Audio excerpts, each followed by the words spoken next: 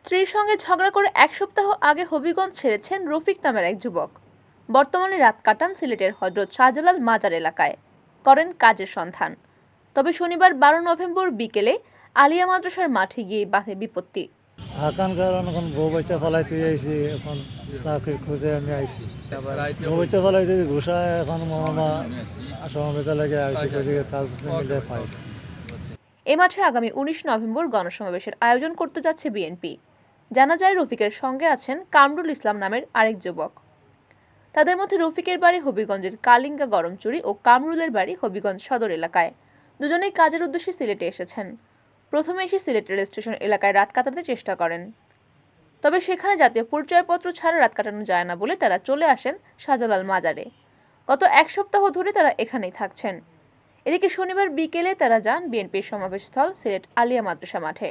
এ সময় তাদের সঙ্গে বিছানা বালিশ থাকায় উপস্থিত অতি উৎসাহী কয়েকজন গুঞ্জন তোলেন ধর্মঘটের ভয়ে এক সপ্তাহ আগেই হবিগঞ্জ থেকে সিলেটের বিএনপি স্থলে এসে পৌঁছেছেন দলটির দুই কর্মী। বিষয়টি এভাবে তুলে ধরে বিএনপি ও ছাত্রদলের কয়েকজন নেতাকর্মী সামাজিক যোগাযোগ মাধ্যমে ফেসবুক লাইভও করেন।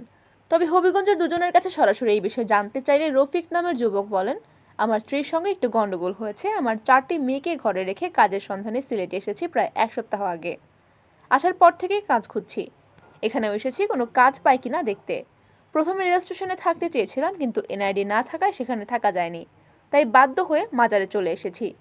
বর্তমানে মাজারেই থাকছি এবং শিরনি ইত্যাদি খাচ্ছি। হবিগঞ্জের থেকে আইসি, আমার পরিবেশটা ভালো লাগছে।